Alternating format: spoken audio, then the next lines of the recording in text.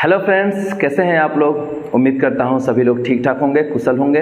आइए आज हम अपने इकोनॉमिक्स के इस सीरीज में सेकेंड चैप्टर को स्टार्ट करते हैं। Class 9 chapter 2 people as a resource. दोस्तों सबसे पहले हम बात करते हैं लोग रिसोर्स मतलब क्या है। ह्यूमन रिसोर्स जिसे हम बोलते हैं, जो कि पहले चैप्टर में मैंने बोला था कि सेकेंड चैप्टर में डिस्कस करते हैं अच्छे से। तो देखिए दोस्तों, ह्यूमन रिसोर्स की अगर हम बात करते हैं तो क्या इंसान भी एक रिसोर्स है? जी हाँ, इंसान भी क्या है? इंसान भी एक तरह का रिसोर्स है। ठीक है, कैसे? अगर हम बात करते हैं तो देखिए, ह्यूमन रिसोर्स की बात करें तो जैसे नेचुरल रिसोर्स होता है, जैसे मैनमेड रिसोर्स होता है, उसी तरह से ह्यूमन रिसोर्स की जब भी बात करेंगे इसमें दो चीजों को लेते हैं। एक होता है फिजिकल एबिलिटी, और दूसरा चीज होता है जिसे बोलते हैं स्किल, दिमाग। यानी जैसे हम कह सकते हैं इंडिया की जनसंख्या ज्यादा है, चाइना की जनसंख्या ज्यादा है, यानी हमारे पास फिजिकल पावर ज्यादा है क्योंकि हमारे पास आर्मी में ज्यादा लोग हैं, एयरफोर्स में ज्यादा लोग हैं, यानी ज्यादा लोग हैं तो हमारे पास ज्यादा ताकत है, ज्यादा शक्ति है। क्लियर है? और दूसरा चीज स्किल की बात करते हैं, लेकिन इंडिया चाइना लगभग में इंडिया थोड़ा ही पीछे है, लेकिन चाइना हमसे डेवलपमेंट के मामले में काफी आगे है। कारण यह है कि उनके पास ये चीज मौजूद है, स्किल। तो अगर हम ओवरऑल बात करते हैं तो ह्यूमन रिसोर्स का मतलब होता है सिर्फ शरीर ही नहीं, बल्कि साथ ही साथ स्किल भी होना चाहिए। स्किल का मतलब दिमाग, और वो दिमाग कब होगा? जब एक बच्चा अपने पैरों पे कोई भी आगे जाके खड़ा हो सके, वो किसी के ऊपर डिपेंडेंट ना हो, और एक अच्छे पद पे, अच्छे पोस्ट पे, या कहीं एक अच्छे जगह कुछ जॉब करता हो और देश के इकोनॉमी में उसका इनकम ऐड होता हो। ये कैसे होता है? जैसे चाइना है, चाइना में क्या होता है दोस्तों, वहां पे सारे लोग अपने पैरों पे खड़े होने की कोशिश करते हैं। क्यों? क्योंकि बचपन में ही उनके ऊपर काफी इन्वेस्टमेंट किया जाता है, पैसा खर्च किया जाता है पढ़ाई पे, हेल्थ पे, ट्रेनिंग पे, इन सब चीजों पे। हमारे देश में इस मामले में हमारा देश थोड़ा पीछे है, क्योंकि हमारे यहाँ एजुकेशन में लोग काफी पीछे रहते हैं। एजुकेशन पूरी तरह से अपने बच्चों को देते नहीं है, और साथ ही साथ हेल्थ फैसिलिटीज और ट्रेनिंग में भी इंडिया काफी पीछे है चाइना से। और इस वजह से हमारे यहाँ के लोग एक रिसोर्स के रूप में नहीं, बल्कि देश के ऊपर एक जिम्मेदारी, एक लाइबिलिटीज या कह सकते हैं एक बोझ के रूप में। सुनने में थोड़ा ऑड लगेगा, लेकिन यही सच्चाई है कि ये क्या होते हैं, जैसे एक परिवार में 10 लोग, 20 लोग, 18 लोग हैं, लेकिन कमाने वाला कोई 1 या 2 होता है। अब वो बाहर जाके बेचारा कमाता है, अगर वो अच्छी सैलरी भी पाता है तो उतने लोग जो कि उसके ऊपर डिपेंडेंट हैं, उनके एवरेज में अगर हम लेते हैं तो इसका सैलरी न के बराबर होता है। और ये हमारे देश की क्या है? दुर्व्यवस्था है। ठीक है दोस्तों, तो ओवरऑल ह्यूमन रिसोर्स के अंतर्गत ये दोनों चीजें आती हैं। ठीक है, और इसको सबसे इंपॉर्टेंट रिसोर्स माना जाता है। क्यों? क्योंकि अगर ये रिसोर्स ना होना तो फिर भगवान के द्वारा दिया हुआ जो नेचुरल रिसोर्स है वो भी बेकार ही होगा। जैसे सपोज कर सकते हो, ये वो रिसोर्स है जिसके द्वारा बाकी रिसोर्सेज को हम और भी मीनिंगफुल वे में और भी अच्छे तरीके से यूज करते हैं। जैसे भगवान ने पानी दिया हमें पीने के लिए, नहाने के लिए, लेकिन उस पानी को इंसानों ने अपने दिमाग से क्या कर दिया? हाइड्रो इलेक्ट्रिसिटी यानी बिजली को उत्पन्न किया।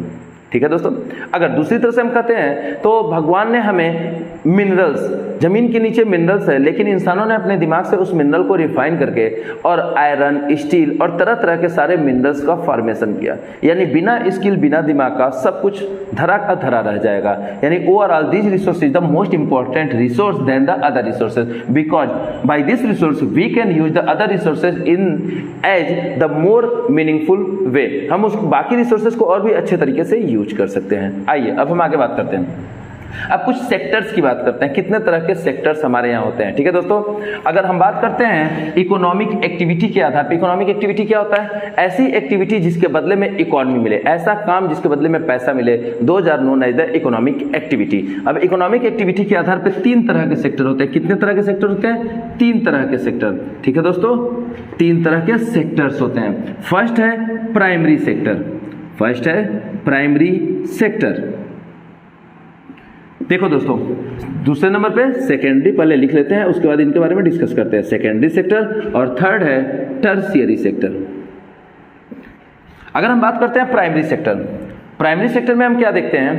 ठीक है, प्राइमरी सेक्टर में हम क्या देखते हैं कि ऐसे रिसोर्स या फिर ऐसा सेक्टर, ऐसा काम जो कि पूरी तरह से भगवान के द्वारा दिए हुए या नेचुरल रिसोर्स या नेचुरल चीजों के ऊपर डिपेंड करता है, उन्हें हम बोलते हैं प्राइमरी सेक्टर।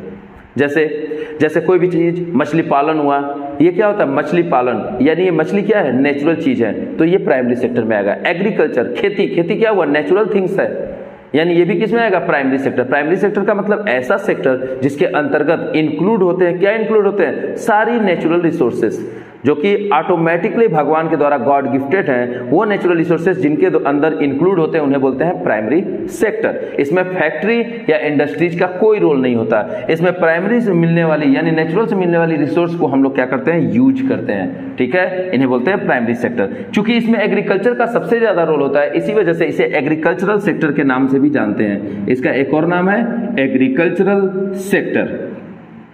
एग्रीकल्चरल सेक्टर, फिर से सुन लो डेफिनेशन, मैंने क्या बोला कि प्राइमरी सेक्टर वो होते हैं जिसके अंतर्गत नेचुरल रिसोर्सेज इन्वॉल्व होती हैं, यानी नेचुरल रिसोर्सेज का यूज करते हैं, जिसके अंतर्गत उस सेक्टर को हम लोग बोलते हैं प्राइमरी सेक्टर। जैसे मछली पालन हुआ, फिशरीज हुआ, एग्रीकल्चर हुआ, माइनिंग हुआ, माइनिंग में भी क्या है, नेचुरल रिसोर्स है, तो इन्हें हम बोलते हैं क्या, primary sector. Next secondary sector. Secondary sector का मतलब ये होता है दोस्तों, इन नेचुरल रिसोर्सेज को, यानी इसमें जो मैंने बोला नेचुरल रिसोर्स या primary sector, in natural resources को ले जाके कहां, फैक्ट्री में, और मच मॉडिफिकेशन करते हैं। क्या करते हैं इसके अंतर्गत, मच मॉडिफिकेशन करते हैं। बहुत ज्यादा इसके अंदर हम अगर चेंज करते हैं, बहुत ज्यादा चेंज करते हैं, मच मॉडिफिकेशन करते हैं, ठीक है, उसके रूप को पूरी तरह से चेंज करते हैं, फैक्ट्री में ले जाके, इंडस्ट्री में ले जाके, तो इसे हम क्या बोलते हैं, इसे बोलते हैं सेकेंडरी सेक्टर। चूंकि इसमें इंडस्ट्री का रोल है, इसी वजह से इसका दूसरा नाम क्या है, इंडस्ट्रियल सेक्टर। इंडस्ट्रियल सेक्टर, ठीक है दोस्तों, सेकेंडरी सेक्टर को इंडस्ट्रियल सेक्टर के नाम से भी जानते हैं, क्योंकि इसमें इंडस्ट्रीज का रोल होता है। प्राइमरी सेक्टर की चीजों को या नेचुरल रिसोर्सेज को फैक्ट्री में ले जाकर मच मॉडिफिकेशन करते हैं, ज्यादा इंप्रूव कर देते हैं। मच मॉडिफिकेशन का मतलब बहुत ज्यादा इनके अंदर क्या कर देते हैं, इंप्रूव कर देते हैं, ठीक है, इंप्रूव, और इसीलिए इसे हम क्या बोलते हैं, इंडस्ट्रियल सेक्टर। अगर हम बात करते हैं टर्शियरी सेक्टर का, तो इसमें किसी तरह का कोई प्रोडक्शन नहीं होता है, ना तो नेचुरल रूप में होता है, ना तो फैक्ट्री के द्वारा होता है, कोई प्रोडक्शन होता ही नहीं है। ये पूरी तरह से बेस्ड होता है किसके ऊपर, ये बात करता है, इसके अंतर्गत सब तरह की सर्विस आते हैं। क्या आती हैं, सर्विस आती हैं, ठीक है दोस्तों। जैसे ट्रांसपोर्टेशन, अगर हम रिक्शे वाले को पैसा देते हैं तो बदले में वो हमें कोई सामान नहीं देता है, कोई प्रोडक्ट नहीं देता है, बस वो हमें एक जगह से दूसरे जगह पे ले जाकर पहुंचा देता है, ठीक है, यानी ट्रांसपोर्टेशन की सुविधा देता है, और ये होता है एक तरह का सर्विस। जैसे हम लोग कम्युनिकेशन, फोन पे बात करते हैं, रिचार्ज करते हैं, क्या हमें मिलता है, कोई सामान नहीं मिलता है, कोई फिजिकल क्वांटिटी, फिजिकल चीज हमें नहीं मिलता है, बस हमें बात करने की सुविधा मिलती है, इंटरनेट चलाने की सुविधा मिलती है। तो ये क्या हुआ, सर्विस सेक्टर हुआ, और इसे हम क्या बोलते हैं, टर्शियरी सेक्टर। चूंकि इसमें सर्विस चीजें को इंक्लूड किया जाता है, इसीलिए इसका दूसरा नाम है सर्विस सेक्टर। इसका दूसरा नाम क्या है, सर्विस सेक्टर, ठीक है दोस्तों। तो उम्मीद है आपको ये सर्विस सेक्टर मतलब ये तीनों तरह के सेक्टर समझ में आए होंगे। आइए अब आगे देखते हैं दोस्तों। इस चैप्टर को अगर हम बारीकी से देखते हैं तो इसमें दो लोगों की कहानी है, एक है सकल और दूसरे हैं विलास।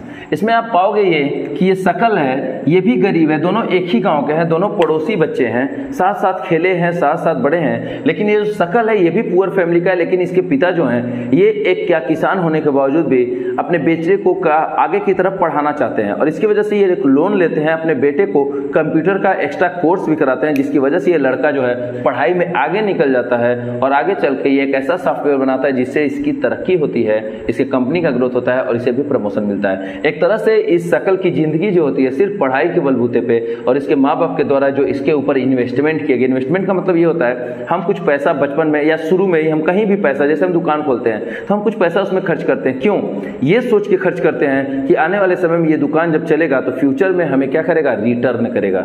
That is the investment. ये सोच के पैसा लगाना कि फ्यूचर में ये क्या करेगा, रिटर्न करेगा। तो वैसा ही है कि इसके माँ बाप ने इसके ऊपर इन्वेस्टमेंट किया, और इस इन्वेस्टमेंट का फल ये मिला कि इसे एक अच्छी नौकरी और एक अच्छी जिंदगी मिल गई, और देश की इकोनॉमी में इसके द्वारा कमाया हुआ पैसा इंक्लूड होता है, यानी देश के इनकम में ये ऐड होता है। देश के इनकम के लिए क्या हुआ, ये एक रिसोर्स हुआ। दूसरी तरफ विलास की बात करते हैं दोस्तों। विलास क्या है, ये भी एक पुअर फैमिली का है। बचपन में इसके पिता की मृत्यु हो जाती है, ठीक है, और ऐसे में इसकी माँ जो होती है, इसका पिता एक मछुआरा था, इसकी मृत्यु के बाद इसकी माँ जो होती है वो मछली बेचना शुरू कर देती है। गाँव के जमींदार के तालाब के यहाँ से वो मछली लेके जाती है और डेली मछली बेचती है, और कुछ ही पैसे, बेचारी 50 से 100 रुपए तक की इनकम होती है, और इसी में इसका गुजारा चल रहा होता है। बचपन से ही ये लड़का कभी स्कूल की तरफ नहीं गया, ठीक है, और हेल्थ भी जो है पूरी तरह से, इसको भोजन जो अच्छा नहीं मिलता है, जिसकी वजह से क्या है, ये आर्थराइटिस का मरीज हो जाता है, ठीक है।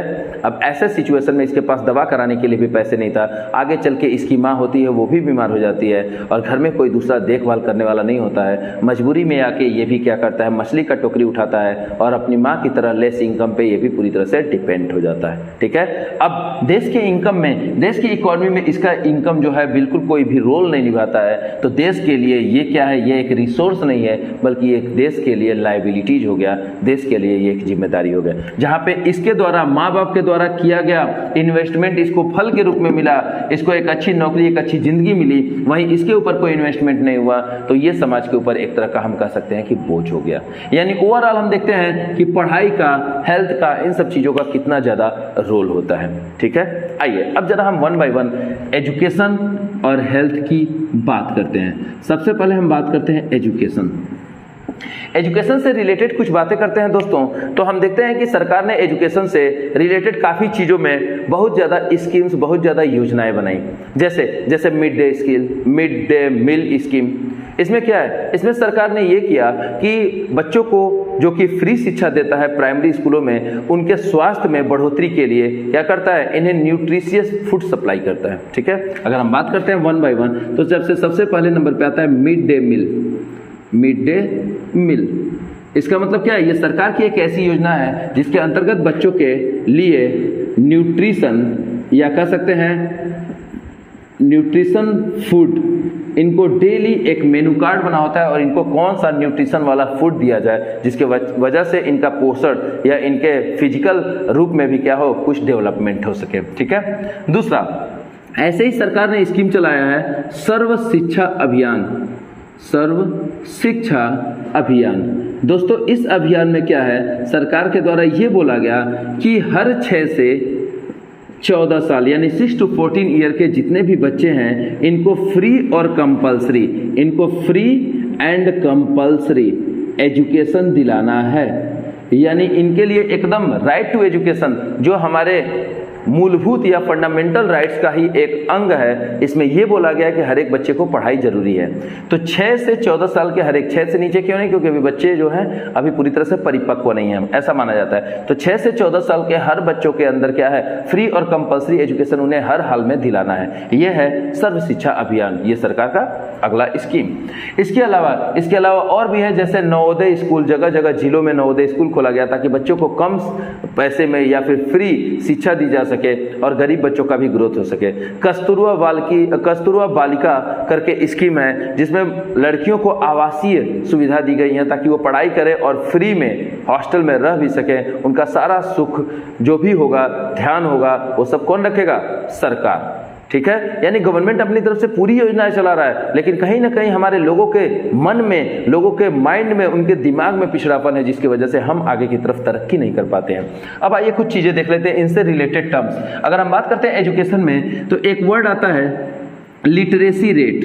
क्या होता है दोस्तों, लिटरेसी रेट क्या होता है, अक्सर पूछा जाता है। तो दोस्तों जब भी कोई लिटरेसी रेट बोलता है, शॉर्टकट में LR बोलते हैं, तो लिटरेसी रेट होता है कि 7, यानी कि सीधे हम कह सकते हैं it is the ratio of the number of people literate more than 7 year age group, यानी 7 साल से, या हम कह सकते हैं लिटरेट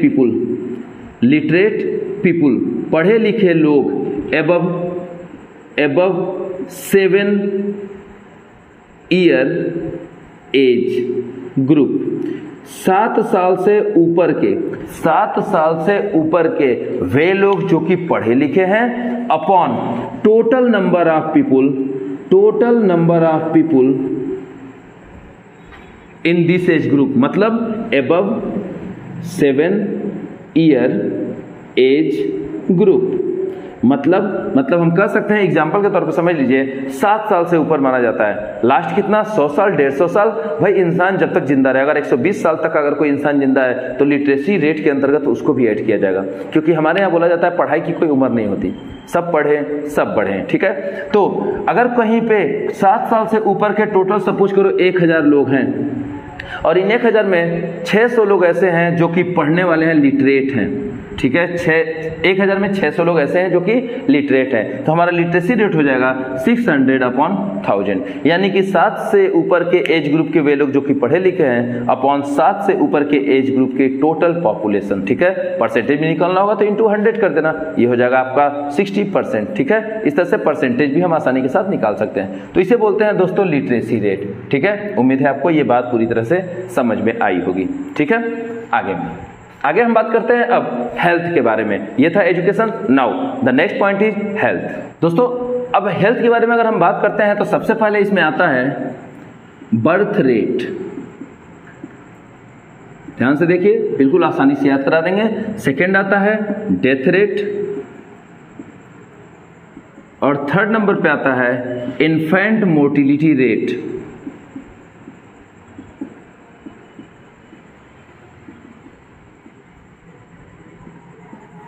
ठीक है, बर्थ रेट।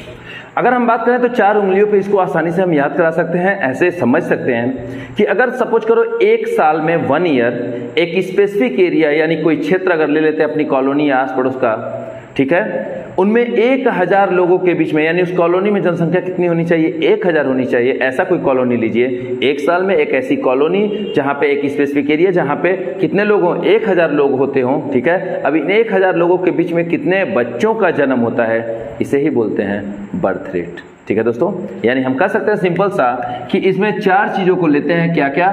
एक साल में एक स्पेसिफिक एरिया में 1000 लोगों के बीच में कितने बच्चों का जन्म हुआ, number of new born babies. Clear?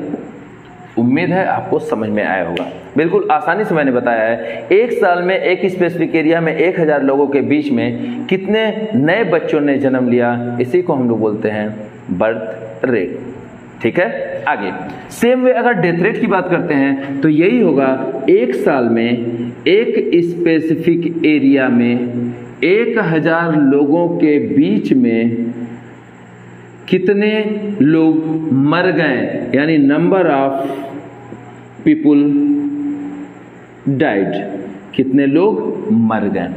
ठीक है, एक साल में एक स्पेसिफिक एरिया में 1000 लोगों के बीच में कितने लोग मर गए, इन्हें ही हम बोलते हैं डेथ रेट। और अगर इन्फेंट मोर्टिलिटी रेट की बात करते हैं, इसे बोलते हैं शिशु मृत्यु दर। दोस्तों एक साल में, ऐसे देख लें, एक साल में एक स्पेसिफिक एरिया में 1000 जिंदा बच्चों की तुलना में कितने बच्चे मर गए, ये क्या कहता है समझिए।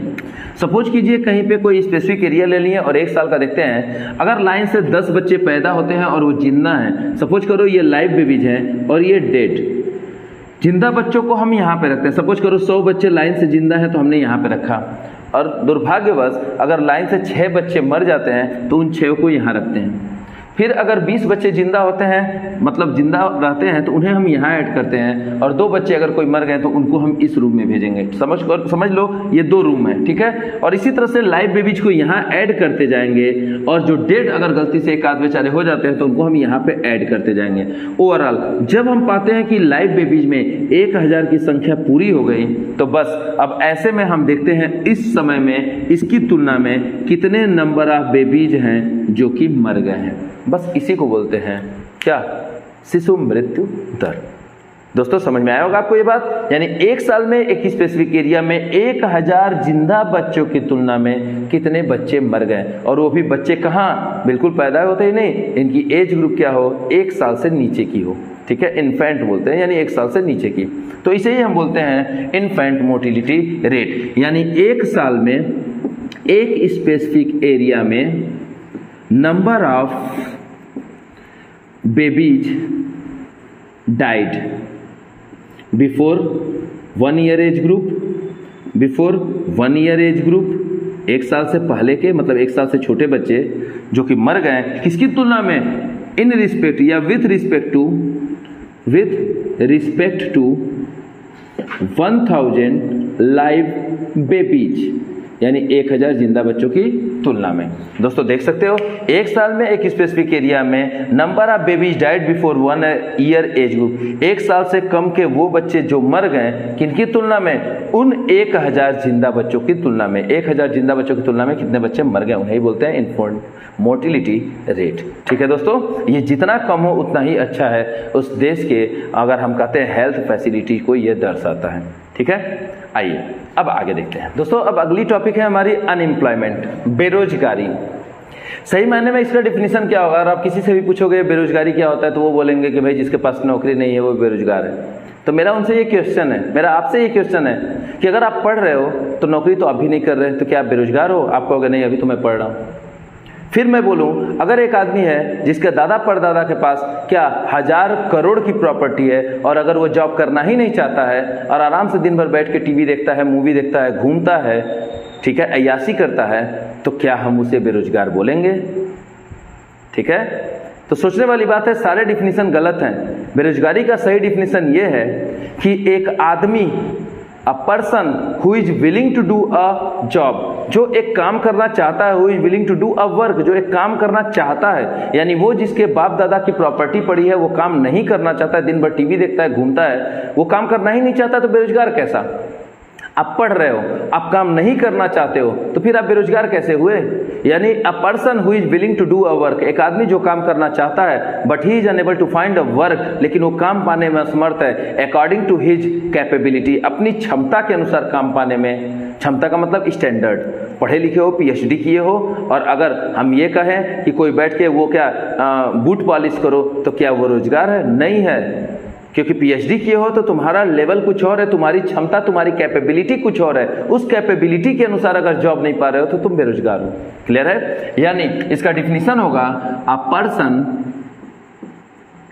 Who is willing to do a work but is unable to find a work according to his capabilities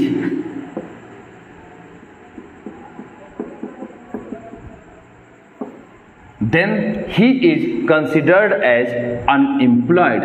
तो इसे क्या बोलेंगे? इसे बोलेंगे अनएम्प्लॉयड, या इसको हम बेरोजगारी बोलते हैं, अनएम्प्लॉयमेंट। क्लियर है? जहां पे एक आदमी काम करना चाहता है लेकिन he is unable to find a work according to his capability, अपनी क्षमता के अनुसार काम पाने में असमर्थ है, तो हम बोलेंगे वो क्या है? वो बेरोजगार है। ठीक है दोस्तों, उम्मीद है आपको समझ में आया होगा। अब इसके बारे में हम पॉइंट देखते हैं। तो 4 तरह की बेरोजगारी हम जानते हैं। पहला, फर्स्ट है ओपन अनएम्प्लॉयमेंट। ओपन अनएम्प्लॉयमेंट दोस्तों, ओपन अनएम्प्लॉयमेंट का मतलब ये होता है खुली बेरोजगारी, यानी एक आदमी जो बेरोजगार है एंड विजिबल एज, इसका मतलब डिफिनीशन होता है अ पर्सन हु इज अनएम्प्लॉयड, जो क्या है? बेरोजगार है, एंड विजिबल एज अनएम्प्लॉयड, और दिख भी रहा है कि ये क्या है? बेरोजगार है। तो इसे हम क्या बोलेंगे? इसे हम बोलेंगे ओपन अनएम्प्लॉयमेंट, खुली बेरोजगारी। मतलब एक आदमी है, बेरोजगार है, और हमको बेरोजगार दिख भी रहा है, मतलब दिन भर बैठ के आराम से पत्ते खेल रहा है, कहीं चौराहे पे चुपचाप बैठा है, कोई काम नहीं कर रहा है, तो लोग यही नहीं कहेंगे देखो बेरोजगार है। तो भाई बेरोजगार और बेरोजगार दिख रहा है, छिपा नहीं रहा है, उसे बोलते हैं ओपन अनएम्प्लॉयमेंट। ठीक है दोस्तों, सेकंड नंबर पे आता है हिडन अनएम्प्लॉयमेंट, छिपी बेरोजगारी, हिडन अनएम्प्लॉयमेंट, या इसका एक और नाम है जिसे बोलते हैं डिसग्विज्ड अनएम्प्लॉयमेंट। इसमें ठीक इसका उल्टा है, ऊपर वाले का उल्टा है। मतलब इसमें क्या होता है? एक आदमी जो बेरोजगार है लेकिन दिखा ऐसे रहा है कि जैसे हमें बहुत ज्यादा रोजगार है। ठीक है, मैं इसे समझाऊंगा। इसमें हम 4 चीजों को ऐड करते हैं। कितनी? 4 बातों को ध्यान रखते हैं दोस्तों, ध्यान से समझिएगा, बहुत ही इंपॉर्टेंट। पहला, इसमें क्या होता है? अ पर्सन इज अनएम्प्लॉयड, एक आदमी क्या है? बेरोजगार है, बट विजिबल एज, लेकिन दिखाता ऐसे है जैसे कि एम्प्लॉयड है, जैसे कि क्या है? रोजगार है। इसे बोलते हैं हिडन अनएम्प्लॉयमेंट। आदमी बेरोजगार है लेकिन दिखाता ऐसे है जैसे कि रोजगार है। दूसरा, सेकंड, इसमें इनमें 4 चीजों को ऐड करते हैं। सेकंड चीज क्या कहता है कि इसमें मोर पीपुल, इस तरह के अनएम्प्लॉयमेंट या इस तरह के फील्ड में, इस तरह के सेक्टर में मोर पीपुल आर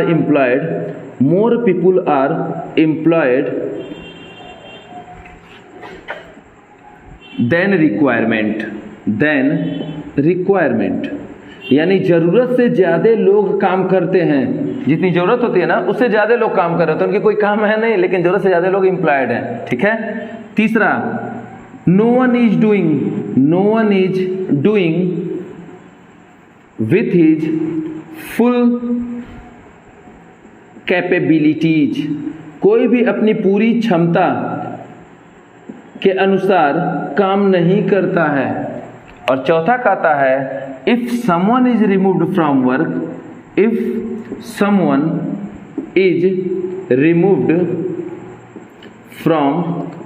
अगर उनमें से कुछ लोगों को हटा दिया जाए, येट फिर भी productivity will not be affected,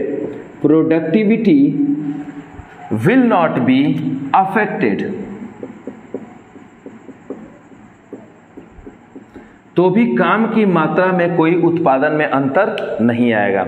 दोस्तों आइए अब इन चारों पॉइंट को समझते हैं। अगर इन चारों पॉइंट में से कभी भी एग्जाम में आप एक भी पॉइंट मिस करते हो तो आपका डिफिनेशन सही नहीं माना जाएगा। आइए देखते हैं। सपोज करो एक फील्ड है, छोटा सा फील्ड है 1 हेक्टेयर, क्लियर। अब इस फील्ड में एक आदमी खेती कर रहा होता है, इसके 4 बेटे हैं। चारों कहाँ हैं? वो चारों बेटे बाहर काम करते हैं किसी फैक्ट्री में। और अभी अभी जो कोरोना आया था, क्या आया था? कोरोना में काफी फैक्ट्रियां बंद हो गई और ये बेचारे वापस अपने घर की तरफ आ गए। अब ये गांव पे हैं, सुबह के टाइम आधे घंटे 1 घंटे ये भी खेतों में चले जाते हैं, कुछ काम कर लेते हैं। अब कोई इनसे पूछता है लगातार 1 सालों तक 2 सालों तक, जब तक कोरोना है ये लोग घर पे हैं, कोई इनसे पूछता है कि आप क्या करते हैं, तो इनका जवाब क्या है? एग्रीकल्चर, फार्मिंग, कि मैं खेती करता हूँ। क्या रियल में खेती करते हैं? यानी रियल में ये फैक्ट्री से बंद हुआ है तो ये घर पे आए, ये बेरोजगार हैं, लेकिन दिखा ऐसे रहे हैं जैसे कि इन्हें रोजगार मिला है। क्लियर है? सेकंड पॉइंट, इसमें जरूरत से ज्यादा लोग एम्प्लॉयमेंट है, मतलब खेत में काम एक ही आदमी का है लेकिन अब 5 लोग काम कर रहे हैं, यानी कि मोर देन रिक्वायरमेंट, जरूरत से ज्यादा लोग काम कर रहे होते हैं इस तरह की बेरोजगारी में, ठीक है। तीसरा, no one is doing according to his full capability, कोई भी अपनी क्षमता, भाई एक ही आदमी का काम ही 1 हेक्टेयर, तो आप 5 लोग कर क्या रहे हो? यानी कोई अपनी क्षमता के अनुसार पूरा काम नहीं कर रहा होता है। यानी एक आदमी जो है इतना काम कर रहा है, एक आदमी इतना कर रहा है, एक आदमी इतना कर रहा है, यानी एक आदमी 1 घंटे कर रहा है, दूसरा 1 घंटे कर रहा है, तीसरा 1 घंटे कर रहा है, चौथा 1 घंटे कर रहा है, 5वां 1 घंटे कर रहा है, बाकी पूरे दिन आराम कर रहे हैं। तो क्या ये अपनी क्षमता के अनुसार पूरा काम कर रहे हैं? नहीं, काम तो एक ही आदमी का है, एक ही आदमी पूरा कर सकता है। अब 5 लोग कर रहे हैं, इसका मतलब थोड़ा थोड़ा सब कर रहे हैं, यानी कोई अपनी क्षमता के अनुसार पूरा काम नहीं कर रहा है। और फोर्थ पॉइंट कहता है if someone is removed from the work, और अगर इनमें से 2 लोगों को कोई फिर से वापस फैक्ट्री में लेते गया तो अब क्या 2 ही लोग बचते हैं। या सपोज करो इन चारों को कोई लेता गया तो अब केवल एक ही आदमी बच रहा है, तो क्या प्रोडक्शन में कोई अंतर आएगा? पहले अनाज अगर 10 बोरे मिलते थे तो क्या, या हम कह सकते हैं पहले अनाज अगर 2 कुंतल मिलते थे तो क्या अब ये चारों चले गए, अब एक आदमी अकेले काम कर रहा है, तो क्या अनाज अब 1 कुंतल से घट के केवल 30 किलो होगा? ऐसा होगा क्या? नहीं, अनाज तो अभी भी उतना ही होगा, ठीक है। यानी अगर 4 लोग चले भी गए तब भी प्रोडक्टिविटी में कोई अंतर नहीं आएगा, क्योंकि काम तो एक ही आदमी का था। अगर चारों चलेगा तो ये अकेले करेगा, पूरा काम करेगा, पूरा दिन भर काम करेगा, और अभी भी 1 कुंतल आता था तो अभी भी 1 ही कुंतल अनाज होगा। यानी ये चारों फालतू में इसमें अपना टाइम काट रहे थे, ठीक है। तो इस तरह की बेरोजगारी को क्या बोलते हैं? बोलते हैं हिडन अनएम्प्लॉयमेंट। यानी एक ऐसी बेरोजगारी जिसमें क्या होता है, लोग रियल में बेरोजगार थे, दिखाते ऐसे हैं जैसे रोजगार है। लोग इसमें क्या होते हैं, जरूरत से ज्यादा लोग काम कर रहे होते हैं, उनकी जरूरत नहीं होती है लेकिन जरूरत से ज्यादा लोग काम कर रहे होते हैं, ठीक है ना। और कोई अपनी क्षमता के अनुसार पूरा काम नहीं कर रहा होता है, सब वैसे ही बस टाइम काट रहे थे। कोई आधा घंटा कर रहा है, कोई 1 घंटा कर रहा है, यानी ये पूरा बेरोजगार, पूरी तरह से इन्हें रोजगार मिल नहीं रहा है। और अगर इनमें से कुछ लोगों को हटा भी दे तो भी प्रोडक्टिविटी में कोई अंतर नहीं आएगा, तभी भी 1 कुंतल होता था, अब अकेले करेगा तभी भी 1 ही कुंतल होगा, ठीक है। इसी तरह के बेरोजगारी को क्या बोलते हैं? हिडन अनएम्प्लॉयमेंट या डिस्ग्रेस्ड अनएम्प्लॉयमेंट बोलते हैं, ठीक है दोस्तों। उम्मीद है आपको समझ में आया होगा। अब हम बात करते हैं 2 तरह की और अनएम्प्लॉयमेंट है उनके बारे में। 3rd नंबर पे आता है दोस्तों सीजनल अनएम्प्लॉयमेंट। सीजनल अनएम्प्लॉयमेंट क्या होता है? इसका मतलब यह होता है एक ऐसा अनएम्प्लॉयमेंट जिसमें एक सीजन में आदमी को रोजगार तो होता है लेकिन दूसरी सीजन में वो बेरोजगार होता है। मतलब in one season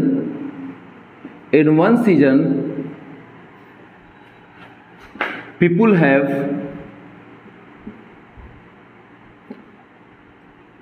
employment but in other season they are unemployed। यानी एक ऐसी बेरोजगारी जिसमें एक सीजन में आदमी के पास तो रोजगार है, बहुत ज़्यादा काम है, लेकिन दूसरे सीजन में वो पूरी तरह से बेरोजगार है। अगर ऐसा आप देखना चाहते हैं तो इसका सिंपल सा एग्जाम्पल है खेती, फार्मिंग, एग्रीकल्चर। दोस्तों इसमें क्या होता है, इसमें है एक सीजन में आदमी जब कटाई का टाइम होता है, जब बुआई का टाइम होता है, दोनों के समय में किसान बहुत ही ज़्यादा बिजी होता है। लेकिन जब ये दोनों हो जाता है तो उसके बाद वो पूरी तरह से क्या होता है, खाली बैठा रहता है, उसके पास कोई भी करने को काम नहीं होता है। इसी तरह से दूसरा हम देख सकते हैं sugar mill worker, sugar mill worker. क्यों? क्योंकि आपको पता है शुगर मिल जो है 6 महीने चलता है और 6 महीने बंद रहता है। तो 6 महीने वो आदमी के पास रोजगार है, लेकिन बाकी के 6 महीने वो क्या है, अनएम्प्लॉयड है, बेरोजगार है। ठीक है ना दोस्तों?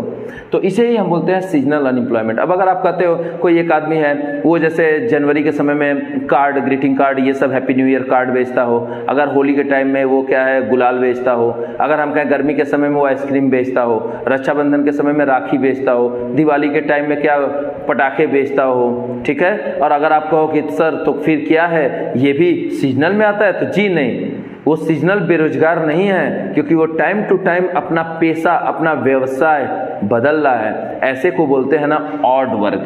क्या बोलते हैं? Odd work. वो दूसरा चीज हो गया, वो दूसरा चीज हो गया ऑड वर्क। ऑड वर्क का मतलब वो अलग अलग समय के अनुसार अलग अलग काम करता है, वो ऑड वर्क है। और अगर हम सीजनल की बात करते हैं तो एक सीजन में आदमी के पास रोजगार है, लेकिन दूसरे सीजन में उसके पास कोई रोजगार नहीं है, इसे बोलते हैं सीजनल अनएम्प्लॉयमेंट। और फोर्थ और लास्ट कहते हैं एजुकेटेड अनएम्प्लॉयमेंट। Educated unemployment. दोस्तों ये आज के समय की सबसे गंभीर समस्या है, प्रेजेंट सीरियस प्रॉब्लम है ये, प्रेजेंट टाइम सीरियस प्रॉब्लम, सबसे गंभीर मुद्दा यही है। ठीक है दोस्तों? कारण आज के समय में लोग जो हैं, पीपुल हैविंग, जिनके पास डिग्री है, having higher degree such as, जैसे कि graduation, post graduation,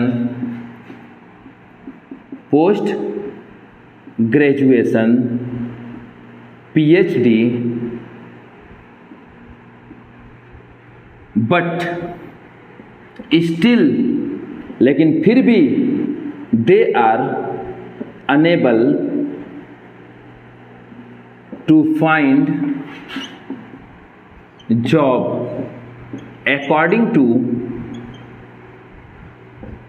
there abilities.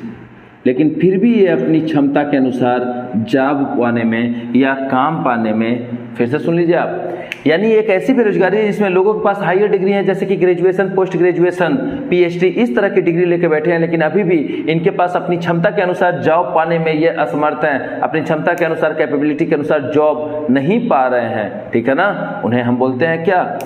Educated unemployment. आज के समय की सबसे गंभीर समस्या यही है दोस्तों।